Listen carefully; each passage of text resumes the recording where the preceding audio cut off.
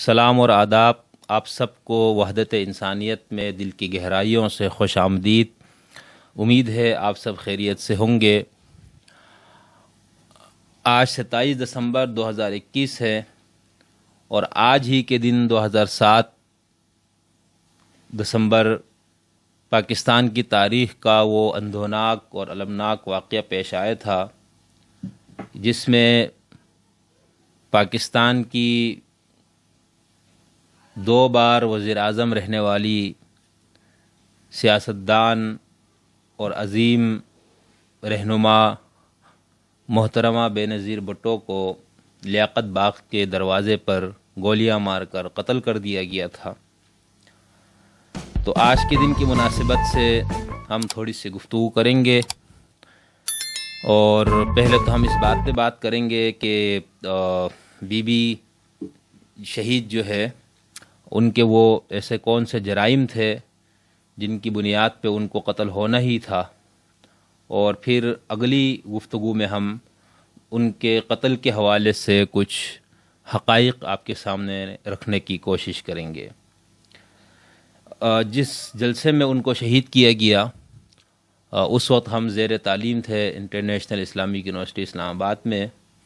تو محض be be کی تقریر لائیو سننے کے شوق میں ہم بھی اس جلسہ گاہ میں گئے تھے، اور ان کی تقریر ختم ہونے سے 4-5 منٹ پہلے ہم وہاں سے نکل گئے، اور وہاں پر یہ خوف بہرحال موجود تھا کہ کوئی نہ کوئی دھماکہ ہوگا، کوئی حملہ ہوگا، کیونکہ ان دنوں بی بی پر حملے ہو رہے تھے۔ لیکن اس کے باوجود لیاقت باغ جیسا بہت بڑا جو باغ ہے وہ کھچا کھچ بھرا ہوا تھا، اور لوگوں کا جوش و خروش دیدنی تھا۔ تو یہ وہ بدبخت دن ہے جس میں پاکستان سے، پاکستان کے عوام سے، پاکستان کے اقلیتوں کی توانا آواز، خواتین کی توانا آواز، پسے ہوئے طبقے کی توانا آواز، اور تمام پاکستانیوں کی جو ایک امید تھی اس کو ان سے چھین لیا گیا۔ ہم جب محترمہ بے نظیر بھٹو اور پاکستان کی تاریخ میں آنے والے دیگر وزرائے اعظم اور سیاسی رہنماؤں کا مطالعہ کرتے ہیں، ان کا آپس میں موازنہ کرتے ہیں، تو اور اس میں چونکہ ہمارا ایک سیاست سے پڑھنے لکھنے کے حد تک ایک تعلق ہے، ایک شوق ہے، تو ایک تاریخ سے اور اس طرح کی چیزوں سے، تو اس لیے ہم جو ہو سکا طالب علمانہ طور پر کچھ چیزیں پڑھی، کچھ چیزیں دیکھی، کچھ چیزیں سنی ہوئی ہے۔ تو اس حساب سے جب ہم محترمہ کو دیکھتے ہیں تو ہمارا یہ خیال ہے کہ محترمہ بے نظیر بھٹو جو ہے وہ محض ایک سیاستدان نہیں تھی، ٹھیک ہے؟ یعنی کہ آپ نے ایک پارٹی بنائی اور اس پارٹی کے بعد آپ کا مقصد محض کچھ سستے نعرے لگا کر، کچھ جذباتی تقریریں کر کے ووٹ لینا اور اس کے بعد کچھ عرصہ حکومت اور اقتدار میں رہنا۔ تو ہمیں یہ نظر آتا ہے، اور خاص طور پر جو 2000 جلاوطنی کے بعد جو بے نظیر واپس آئی تھی پاکستان، پختگی کے ساتھ، عزم کے ساتھ اور فکر کی بلندی کے ساتھ، تو اس بے نظیر کو دیکھتے ہوئے ہمیں ایسا لگتا ہے، ہو سکتا ہے اب ہم سے اتفاق نہ کرے، یہ آپ کا حق ہے، کہ وہ محض سیاستدان نہیں تھی، بلکہ وہ ایک تو لیڈر تھی، اور صرف لیڈر بھی نہیں تھی بلکہ وہ ایک مفکرہ اور ایک دانشور سیاسی رہنما اور سیاسی لیڈر تھی۔ اور نہ صرف وہ ایک مذہبی رہنما، ایک لیڈر، ایک مفکرہ اور دانشور سیاسی لیڈر تھی، بلکہ وہ ایک دیانتدار سیاسی دانشور تھی وہ، ٹھیک ہے؟ اور جو لوگ، جس آدمی کا تعلق سیاست سے بھی ہو اور اس کے ساتھ ساتھ دانش سے بھی اس کا تعلق ہو، علم و فکر سے بھی اس کا تعلق ہو، نظریات کے مطالعہ اور موازنے کے ساتھ بھی اس کا تعلق ہو، انسانی تاریخ اور تہذیب کا ایک وسیع اس کا ایک مطالعہ ہو، اور اس کے ساتھ ساتھ وہ دانشور ہو اور اس کے دانشور ہونے کے ساتھ اگر وہ دیانتدار بھی ہو، ٹھیک ہے، انٹلیکچوئل کرپشن نہ ہو اس شخص کے اندر، تو اس شخص کی پھر بہت سی مجبوریاں ایسی بن جاتی ہے جس کی وجہ سے وہ اپنے لوگوں میں بھی، جس ملک کے اندر جس ملک کی وہ نمائندگی کرتا ہے وہ شخص، اس میں بھی، یہاں تک کہ اپنے مخصوص طبقوں میں بھی وہ شخص متنازع ہو جاتا ہے، کیونکہ اس کے دیانتدارانہ دانش کا تقاضا یہ ہے کہ جس بات کو وہ درست سمجھے، جس بات کو وہ ٹھیک سمجھے، جو بات ان کو صحیح لگے، اس بات کو وہ بلا کم و کاس پیش کرے، ٹھیک ہے، چاہے اس بات سے کی زد کسی پر بھی پڑتی ہو۔ تو یہ بہت بڑا مسئلہ ہے، یعنی اگر آپ محض سیاست دان ہے، جس طرح آپ کا میاں نواز شریف صاحب ہے، یا اب تو نواز شریف صاحب بھی جب لیڈر بن گئے تھے تو پھر ان کا جو حشر وہ ہمارے سامنے ہے، یا آپ کا جو موجودہ وزیر اعظم ہے، یا باقی جو سیاسی آپ کے رہنما موجود ہیں، تو ان لوگوں کا تو پھر یہ ہوتا ہے کہ سیاسی بیانات دیتے ہیں، لوگوں کے جذبات اور مزاج کو دیکھ کے بات کرتے ہیں، ووٹ بینک کو دیکھ کے بات کرتے ہیں، یہ خیال رکھتے ہیں کہ ہماری گفتگو کی زد صرف ہمارے سیاسی نہتے مخالفین پر پڑے، بس اس سے آگے ان کے پھر پر جلنے شروع ہو جاتے ہیں۔ لیکن جب لیڈر بن جائے انسان، اور لیڈر بننے کے ساتھ ساتھ دانشور بھی ہو جائے، تو پھر اس کے لیے بہت مسئلہ ہوتا ہے، ٹھیک ہے، یعنی وہ بات جو اس کو درست لگے، اپنی غور و فکر اور اپنے عقل و دانش کے مطابق دیانتداری کے ساتھ اس کو پیش کرنا اس کی مجبوری ہو جاتی ہے۔ اس کے اندر سے ایک آواز ہوتی ہے کہ تم نے اپنا، اگر آپ اس منصب پہ ہے تو پھر آپ نے اس کے اندر انٹلیکچوئل کرپشن نہیں کرنا، کیونکہ یہ جو انٹلیکچوئل کرپشن ہے، یہ تمام کرپشن کی جو ہے وہ بنیاد بھی ہے، اور یہ کسی قوم کی تباہی اور بربادی، کسی تہذیب کی تباہی اور بربادی، کسی نظریے اور نظام کی تباہی اور بربادی میں اس کا بہت اہم کردار ہے، کیونکہ جو نظریات ہوتے ہیں، جو افکار ہوتے ہیں، اسی سے قوموں کی تعمیر ہوتی ہے۔ یہ جو تعمیر و ترقی جو ہمیں اس کی جو ظاہری شکل نظر آتی ہے، سڑکوں کے شکل میں، صحت کی میڈیکل سہولیات کے شکل میں، اور ٹرانسپورٹ کے ترقی یافتہ مشینوں کے شکل میں، تو یہ ایک ظاہر ہے، اور اصل میں جو اس کے باطن میں، جو اس کی جڑوں میں ہے، وہ تہذیبی روایتیں ہوتی ہے، وہ افکار ہوتے ہیں، وہ نظریات ہوتے ہیں جن سے کوئی قوم بنتی ہے۔ تو اگر اس طرح افکار اور نظریات پیش کرنے والے لوگ کرپٹ ہو جائے، ٹھیک ہے، کسی بھی وجہ سے، چاہے وہ دولت کے پجاری بن کے، چاہے وہ طاقت سے خوفزدہ ہو کے، چاہے وہ کسی اور سطحی قومی ملکی کوئی نہ کوئی مفاد کا وہ اسیر ہو کے وہ بددیانتی کرے، تو پھر اس سے قوم کی جو گاڑی ہے، اس گاڑی کے کی پٹری کا رخ تبدیل ہو جاتا ہے، ٹھیک ہے۔ تو اس وجہ سے میں یہ بات کر رہا ہوں۔ تو بی بی کے اندر ہمیں یہ چیز نظر آتی ہے، جب وہ ایک دانشور سیاسی رہنما کے طور پر سامنے آتی ہے، تو ان کی مجبوری ہو جاتی ہے کہ جو بات ان کو ٹھیک لگی وہ بلا کم و کاس پیش کر دے، چاہے اس کی عزت کسی پر بھی پڑے، چاہے اس کا ووٹ بینک پہ اس کا بہت منفی اثر پڑے، چاہے وہ ملکی اور عالمی جو اسٹیبلشمنٹ ہے ان کے طب نازک پہ وہ بات گراں ہی کیوں نہ گزرے، ٹھیک ہے۔ اسی طرح اگر کچھ مسلح جتھوں سے اس کا مقابلہ ہے، یا اس کے ملک میں، یا جہاں پر اس کی سیاسی سرگرمیاں ہیں، یا علمی سرگرمیاں ہیں، فکری سرگرمیاں، وہاں پر اگر اس قسم کے مسلح جتھے موجود ہیں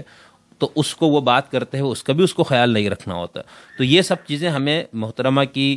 ساری تقریروں میں، پریس کانفرنسز میں، ملکی اور عالمی مختلف فورمز پہ جو ان کی تقریریں ہمارے پاس دستیاب ہیں اس میں، اور ان کی جو تحریریں ہمارے پاس موجود ہیں، ان سب نے ہمیں یہ چیز بہت واضح طور پر نظر آتی ہے کہ محترمہ جو ہے وہ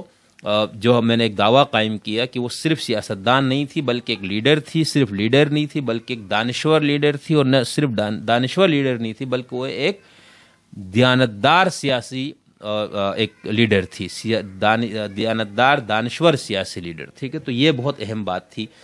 جس کا میں نے دعویٰ قائم کیا۔ اچھا، اس بات کو ثابت کرنے کے لیے کہ محترمہ نے کس طرح سے ووٹ بینک کا بھی خیال نہیں رکھا،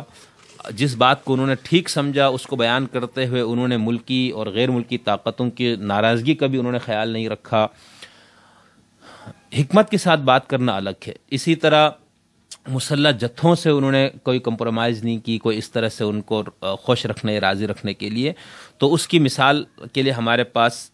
جیسے میں نے آپ کو کہا کہ ان کی بے شمار تقریریں موجود ہیں، ان کی تحریریں موجود ہیں، ان کی پریس کانفرنسز موجود ہے، انہوں نے جو مختلف جگہوں پر تقریریں کی وہ سب ہمارے پاس ایک بطور شہادت موجود ہے۔ میں یہاں پر اپنی گفتگو کو سمیٹنے کے لیے یا اس کو ثابت کرنے کے لیے جو میں بات کر رہا تھا، ایک تو میں ان کی جو آخری کتاب ہے زندگی کی، مفاہمت، اس کا جو اردو ترجمہ ہے یہ انگلش میں لکھی تھی محترمہ نے، اس کا تھوڑا سا تعارف آپ کو کراتا ہوں، اور پھر دوسرا کہ کس طرح سے وہ ایک پختہ سیاسی لیڈر بن چکی تھی، جس کی وجہ سے ان کے خیالات میں وہ وسعت، ان کے خیالات میں وہ پختگی آ گئی تھی، جس کی وجہ سے اب ان کا زندہ رہنا بہت ساری طاقتوں کے لیے ایک نقصان کا باعث تھا، تو ان کو راستے سے ہٹانا ضروری تھا۔ یہ جو کتاب ہے محترمہ کی، انہوں نے ان کی وفات کے بعد یہ کتاب شائع ہوئی ہے. اس کتاب کے اندر جو صفحات ہے وہ تقریباً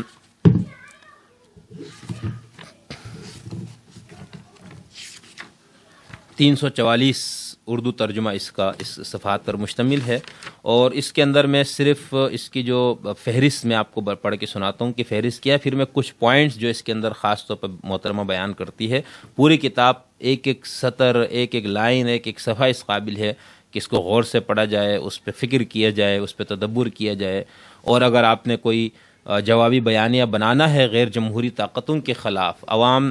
کے مفادات کے مخالفین کے خلاف، آپ نے کوئی بیانیہ بنانا ہے عوامی بالادستی کے لیے، آپ نے کوئی بیانیہ بنانا ہے انتہا پسندی مذہبی ہو یا نسلی ہو یا لسانی ہو، اس انتہا پسندی کو کاؤنٹر کرنے کے لیے کوئی بیانیہ بنانا ہے، اس کا کوئی جوابی بیانیہ بنانا ہے، اس کے کوئی متبادل بیانیہ بنانا ہے، تو ان سب حوالوں سے اس کتاب کے اندر بہت کچھ موجود ہے. اور یہ ایک تحقیقی کتاب ہے، باحوالہ لکھی گئی کتاب ہے. اور اس میں جن جن شخصیات کا محترمہ نے حوالہ دیا،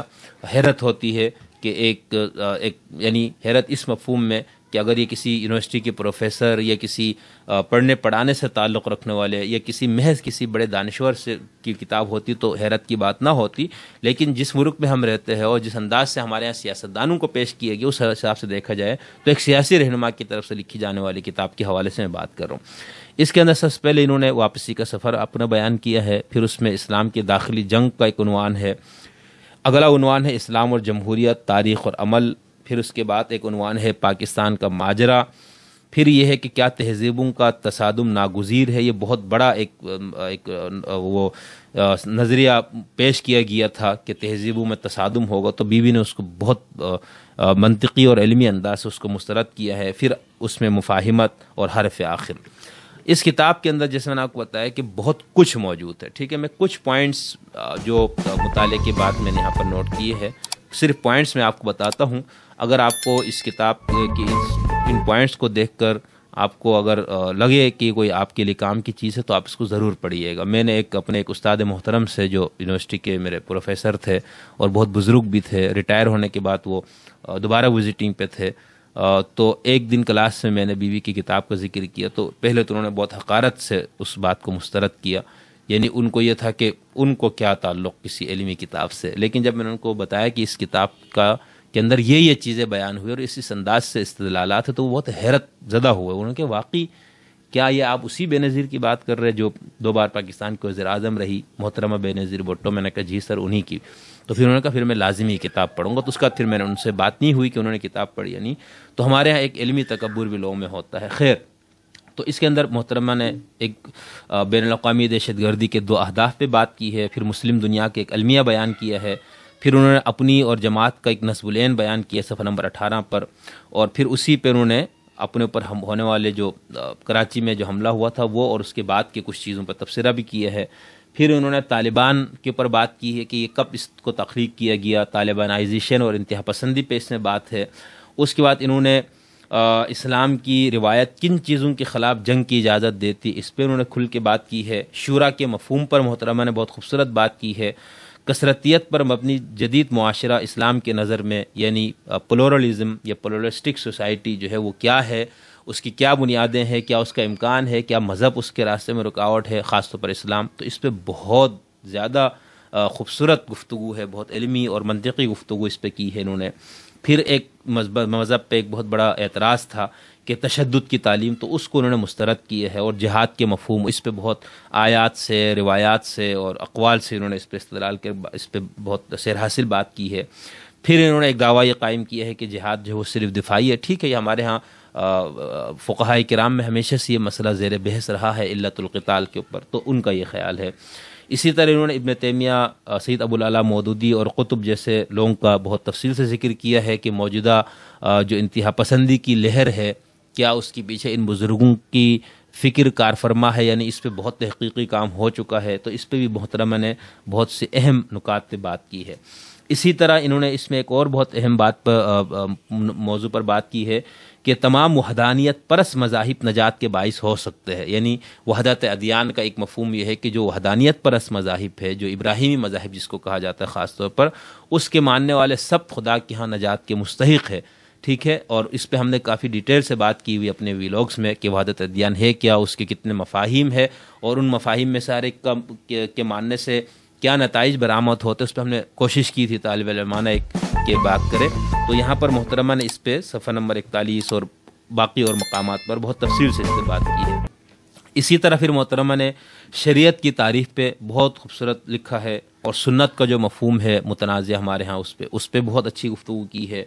پھر انہوں نے یہ بھی کہا ہے کہ قبائلی روایات کو کس طرح سے اسلام بنا دیا گیا، اس پہ انہوں نے تنقید کی ہے. پھر انہوں نے آگے مسلم معاشروں میں فرقے کیسے وجود میں آئے، اور کیا ان فرقہ واریت کا خاتمہ کس طرح سے ہو سکتا ہے. فرقوں کا خاتمہ نہیں، اس کے تو بیوی بھی خلاف ہے، اور ہر صاحب عقل اس کے خلاف ہوگا کہ آپ اختلاف کو اور تنوع کو اور فرقوں کو ختم کرنا چاہے، تو ایسا نہیں ہوتا. ان کے رہتے ہوئے اس کو برداشت اور حسن کا ذریعہ کیسے بنایا جا سکتا، اس پہ بہت خوبصورت بات کی ہے. اور اسی کے اندر انہوں نے پھر وہابی مسلک پہ تفصیلی لکھا ہے، دیوبندی مسلک کیا ہے اس پہ تفصیل سے لکھا ہے، اور اس کے ساتھ ساتھ انہوں نے جماعت اسلامی اور مودودی صاحب کی کتابوں کا بھی تفصیل سے ذکر کیا ہے. اس کے بعد انہوں نے شیعہ مسلمان اور ان کے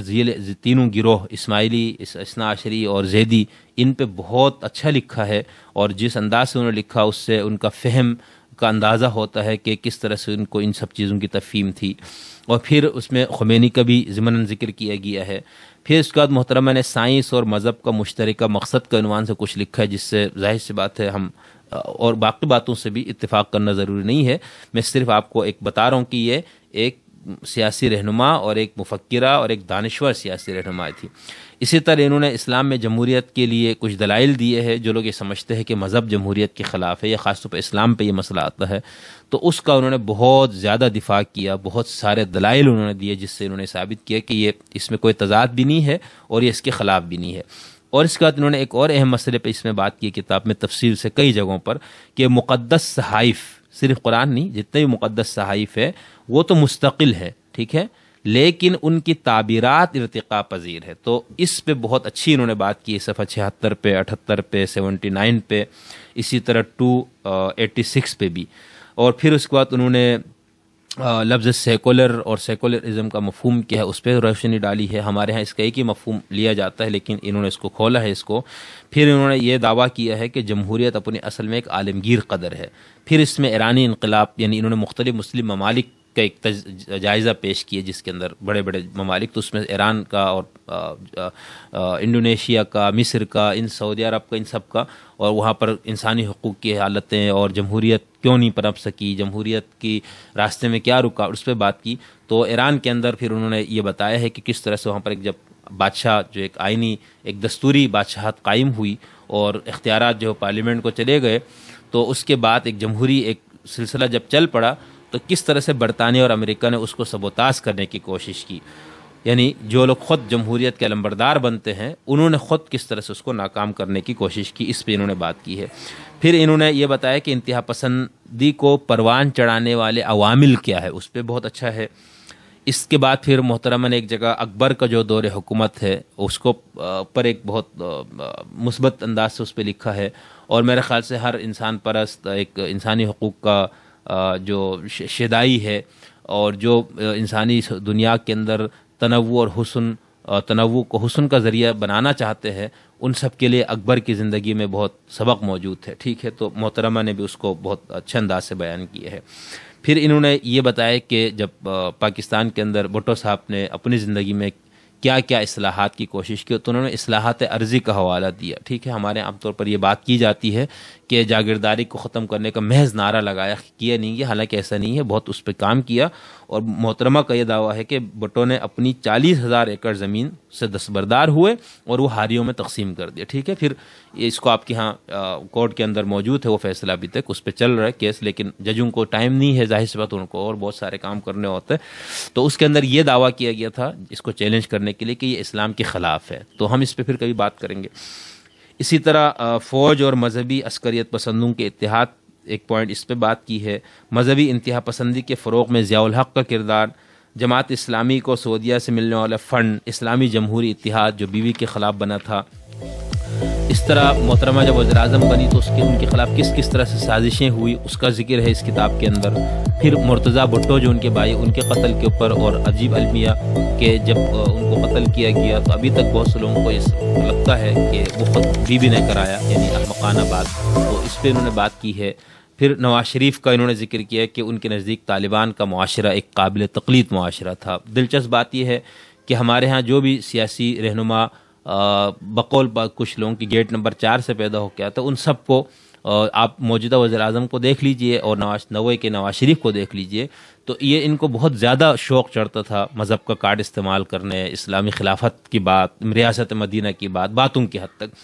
تو انہوں نے یہ لکھا کہ محترم نواز شریف کو وہ ایک آئیڈیل لگتا تھا۔ پھر شریعت بل کا بھی ہمارے ہاں بہت کچھ ہوا تھا۔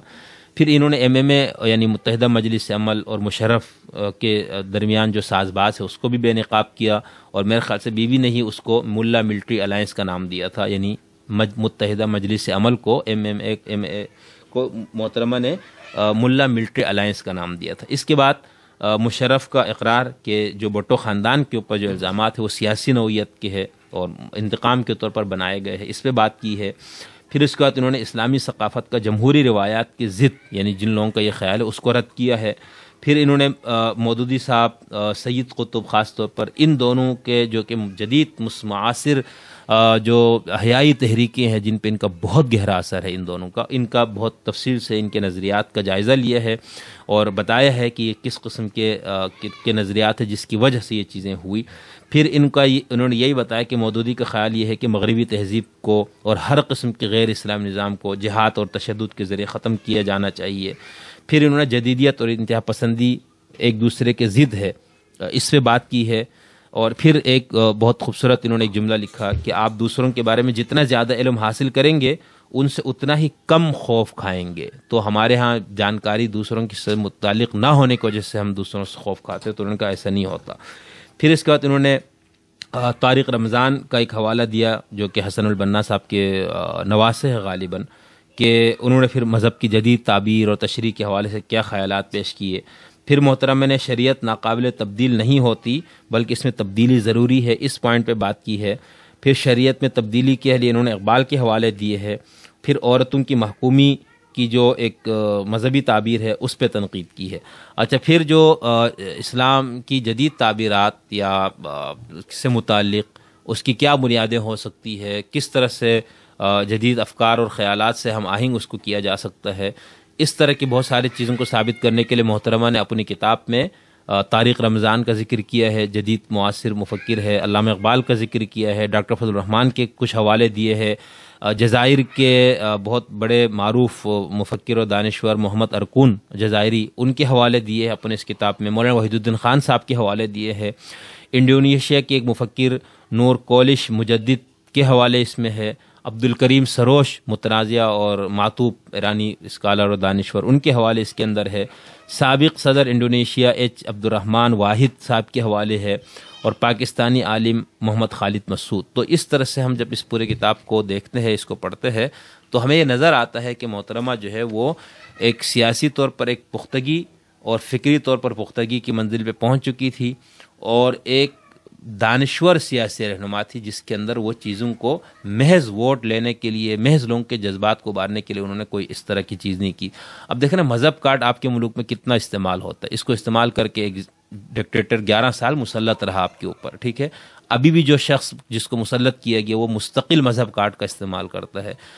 80 سے جو 90 کی دہائی ہے اور نواز شریف جب سیاست میں متعارف ہو رہے تو اس کو آپ دیکھ لیں، انہوں نے مکمل مذہب کارڈ کا استعمال کیا۔ اگر مذہب کارڈ کا کوئی صحیح استعمال کرنا چاہے تو اس کا حق ان کو پہنچتا ہے، پیپلز پارٹی والوں کو یا بے نظیر کو، لیکن انہوں نے کہیں استعمال نہیں کیا، بلکہ انہوں نے جو مذہب کی تفہیم اور تشریح کی ہے وہ اس طرح کی تفہیم اور تشریح ہے کہ کوئی ان کا سیاسی مخالف ان کو بنیاد بنا کے عوام کے جذبات ان کے خلاف کر سکتا ہے، لیکن اس معاملے میں انہوں نے دیانتداری سے کام کیا۔ انہوں نے کہا ٹھیک ہے، اگر ووٹ بینک پہ منفی اثر پڑتا ہے تو پڑے، لیکن جو بات مجھے ٹھیک لگتی ہے میں اس کو بیان کروں گی۔ ایک اور چیز جس کے اندر آپ کو یہ نظر آئے گا کہ بی بی کے جرائم کیا تھے، یا وہ کس قسم کا ایک پاکستان بنانا چاہتے تھے جو ہمیشہ یہاں پر جھگڑے رہے سول اور ملٹری اور اس طرح کی چیزوں میں. تو اس حوالے سے انہوں نے اور محترم نواز شریف صاحب نے ایک چارٹر آف ڈیموکریسی پر دستخط کی تھی. تو میں اس کے 2-4 پوائنٹس آپ کے سامنے رکھتا ہوں. اس میں کچھ ہے، سارا تو نہیں میں آپ کے سامنے بیان کر سکتا. مثال کے طور اس میں ایک شق یہ ہے کہ معاہدہ جمہوریت میں ایک ایسا کمیشن بنانے کی سفارش کی گئی جو 1996 کے بعد سے فوج کی طرف سے جمہوری حکومتوں کو ہٹانے اور کارگل جیسے واقعات کی تحقیقات کرے اور اس سے متعلق ذمہ داری کا تعین کرے. چارٹر آف ڈیموکریسی کی شق 33 کے تحت ISI، ملٹری انٹیلیجنس اور تمام دیگر خفیہ ایجنسیوں کو منتخب حکومت کے ماتحت بنانے اور تمام خفیہ اداروں کے سیاسی شعبے ختم کرنے کی سفارش کی گئی. معاہدہ جمہوریت کے تحت ایک ایسی کمیٹی بنانے کی سفارش کی گئی ہے جو فوج اور خفیہ اداروں میں وسائل کے ضیاع کو روکنے کے بارے میں سفارشات مرتب کرے. معاہدہ جمہوریت کی ایک اور شق کے تحت ملٹری لینڈ اور کنٹونمنٹ کو وزارت دفاع کے تحت کرنے اور ایک ایسا کمیشن بنانے کی سفارش کی گئی جو 12 اکتوبر 1999 کے بعد فوج کو الاٹ کی گئی زمین کے کیسوں کا جائزہ لے. معاہدے میں یہ بھی سفارش کی گئی کہ ملک کے دفاعی بجٹ کو منظوری کے لیے پارلیمنٹ کے سامنے پیش کیا جانا چاہیے. چارٹر آف ڈیموکریسی میں سفارش کی گئی کہ فوج اور عدلیہ کے تمام افسروں کو اس بات کا پابند بنایا جائے کہ وہ ارکان پارلیمنٹ کی طرح اپنی جائیداد اور آمدنی کے سالانہ گوشوارے جمع کرائیں. معاہدے میں دونوں بڑی سیاسی جماعتوں نے اس عزم کا اظہار کیا کہ آئندہ وہ کسی فوجی حکومت میں نہ تو شامل ہوں گی اور نہ ہی حکومت میں آنے اور منتخب حکومت کے خاتمے کے لیے فوج کی حمایت طلب کریں گی. چارٹر آف ڈیموکریسی میں یہ بھی سفارش کی گئی ہے کہ سیاسی بنیادوں پر کام کرنے والے نیب کی جگہ ایک آزادانہ احتساب کمیشن بنایا جائے جس کی سربراہی کو وزیر اعظم قائد حزب اختلاف کے مشورے سے مقرر کرے. تو یہ بات میں یہ تو کہانی پھر ٹھیک ہے کہ اس کے ساتھ کیا ہوا، کتنا اس پہ عمل ہوا، کس طرح اس کو روندہ کیا، کون اس کے مرتکب ہے. لیکن ایک ہمارے پاس ایک پالیسی کے طور پر یا ایک ڈاکومنٹ جو ہمارے پاس موجود ہے، اس کو بھی آپ دیکھ لیں تو آپ کو نظر آئے گا کہ بی بی نے پھر کس طرح سے ان رخنوں کو بند کرنے کے لیے اس کے اندر تجاویز رکھی اور اس میں دونوں سیاسی رہنماؤں نے اس پہ دستخط کیے ہیں. تو ان دونوں کا مشترکہ ہے. اور کچھ لوگوں کا یہ خیال ہے کہ 73 کے آئین کے بعد پاکستان کے اہم ترین دستاویزات میں سے ایک یہ بھی ہے. تو اگر اس کے روح کے مطابق اس پہ چلا جائے تو آپ کے ہاں بہت سے ایسے مسائل ہیں جو ابھی تک حل نہیں ہو پا رہے تو وہ حل ہو جائیں گے. تو آج کی اس گفتگو کا محض مقصد یہ تھا کہ میں آپ کے سامنے آج کے اس دن کے حوالے سے تھوڑی سی گفتگو کروں کہ محترمہ بینظیر بھٹو صاحبہ وہ محض ایک سیاست دان نہیں تھی بلکہ ایک سیاسی لیڈر بھی تھی، ایک دانشور دیانتدار سیاسی دانشور لیڈر تھی. ان کے خلاف جو کردار کشی کی گئی ان کی زندگی میں اور ان پہ جو کرپشن کے الزامات لگائے گئے، تو یہ بقول ہمارے رضی دادا کے 5ویں پشت کی دوغلی ابلاغی جنگ کے جو ہرکارے ہیں، یہ ان کی سازشیں ہوتی ہے کہ آپ سیاستدانوں کو بدنام کرے، سیاسی لیڈروں کی کردار کشی کرے، ان کو کرپٹ، چور، بے ایمان ثابت کرے. لیکن 30 سال کیسز ان کے اوپر آپ نے چلائے. زرداری ہم کو جب سے یاد سے وہ بیچارے جیل میں ہی ہے، ٹھیک ہے نا. اور پھر اب نواز شریف زیر عتاب ہے. پھر اس وقت جو حکومت مسلط کی گئی وہ بہت بقول ان سب کے وہ دیانتدار، امانتدار، صادق اور امین اور کرپشن کے خلاف ایک کارڈ لے کر لوگ آئے. تو کرے پھر آپ ثابت کریں ان سب کے اوپر کیسز. تو یہ محض کردار کشی ہوتی ہے نوجوان نسل کو یہ سیاسی رہنماؤں اور سیاسی لیڈروں سے بدزن کرنے کی. اور دلچسپ بات یہ ہے کہ بہت سارے لوگ جو پچھلے 30 سے 35 سال میں جو نسل پروان چڑھی ہے، ہم بھی اسی میں ہے، تو ان سب کو ایک لحاظ سے ان کا ایمان کا اور عقیدے کا یہ حصہ ہے کہ سیاستدان تو ہوتے ہی کرپٹ اور چور ہے، جبکہ حقیقت اس کی برعکس ہے. امید ہے آپ کو یہ گفتگو کا ہمارا آج کا جو سیشن ہے وہ آپ کو پسند آیا ہوگا. اگلے سیشن میں ہم بینظیر صاحبہ کے قتل کے حوالے سے کچھ گفتگو کریں گے. بہت شکریہ.